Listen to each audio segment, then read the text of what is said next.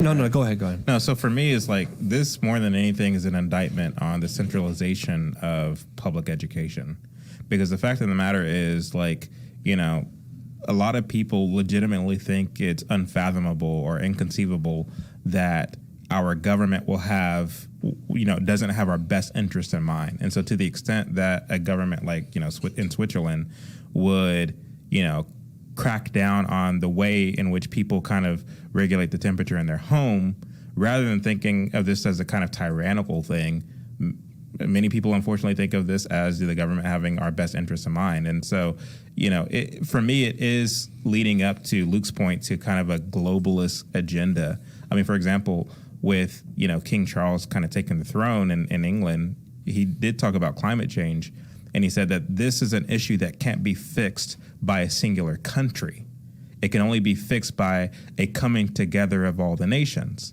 And so this is kind of like rhetoric that's leading to the kind of groundwork or the threshold of a kind of globalist agenda. Yeah. You know what I mean? And so hopefully I didn't mess with the algorithm, but that's definitely what they're building up toward, Yeah. They can turn your car off whenever they want. And drive it wherever they want to. Yeah, so that's crazy because you hear about people in these random car accidents, right? But now with like Tesla, for instance, you'll be like sitting in your car, you'll be driving, and then a warrant will come out for your arrest. Something. Let's say you were you are accused of doing something you didn't do, whatever. You stole a package or something like that. You didn't do it, but they issue a warrant for your arrest because of it. You're driving in your car, and all of a sudden it goes bram, bram, bram, bram, and then it's like, sorry, Dave, you're being detoured to the local police station. And then it's like, auto locks engaged. Please sit back and remain calm. And then your car just slows down and turns around, and you're like, what? You can't get out. Pulls up to the police station. They're out there waiting with their guns ready, and out of the vehicle, your car just arrested you for us. Yeah, I believe there's already stories of people's Teslas being repossessed by using the feature where the car drives to you. Summoned to people repossessing them. I need to do research on that, but I remember hearing about that months ago specifically.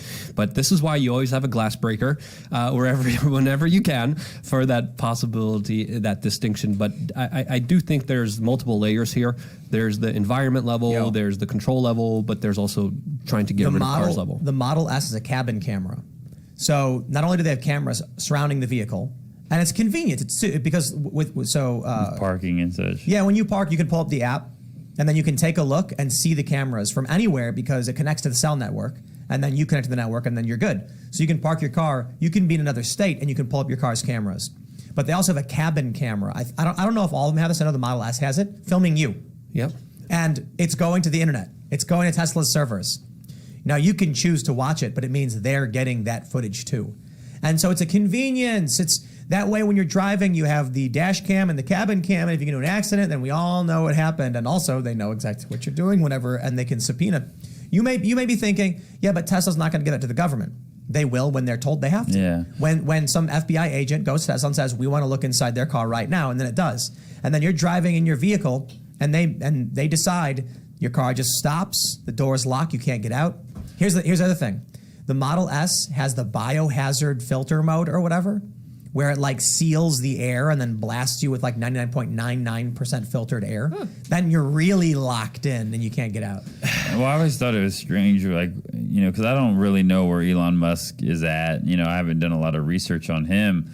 But it's like this idea of like, turning your home solar, putting a Tesla battery grid in your home that charges your car, and then your car becomes your Wi-Fi, right? Yeah, as you're connected to the Starlink satellites and your brain chip is activated. So it's like you're looking at one company that now controls your energy, your transportation, and your communication. Yeah. The mind, but it's just like, and I know a lot of people kind of get on the Elon Musk. I haven't done a lot of research in him, but that's a lot of power to give to one company. Well, hold on. How cool would it be if Neuralink comes out and you can get a brain implant thing that can, you click your chip into your brain and then you can learn all this stuff. But then what ends up actually happening is, all of a sudden everyone, like, they put it on and they go, no, I love Elon Musk. I am one with Musk. And then we're like fighting off zombies and they're like, join the Musk. And you're like, no. And then everyone's like, they're trying to put the implant in your neck.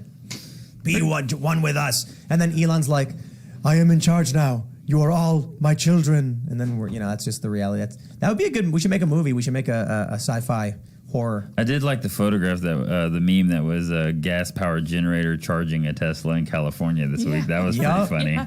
Yeah, because what are you going to do? There's a funny Babylon Bee thing where it's like, California makes you charge your car by hamster wheel or whatever. Like it's especially funny when you understand, I believe, the second law of thermodynamics, in that you're better off just running somewhere instead of trying to run to charge the car to drive the car somewhere.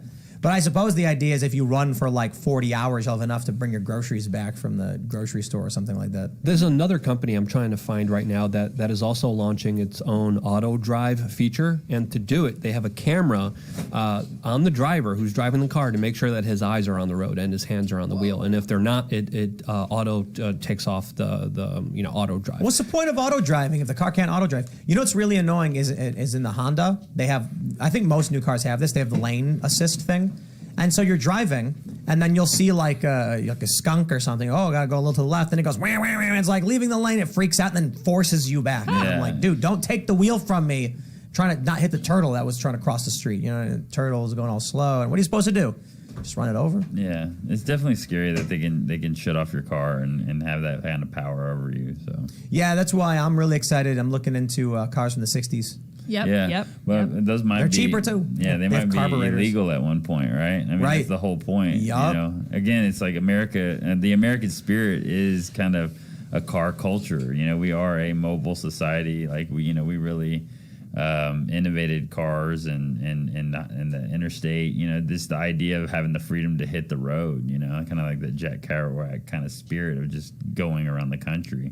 But now you're seeing more like live work spaces, mass transit, Pods. Pods, yeah. All right, let's get into some social justice stuff. Oh boy. The very important story from the Daily Mail. Oh yeah. Scooby-Doo's Velma is a Karen. Oh my. Popular video game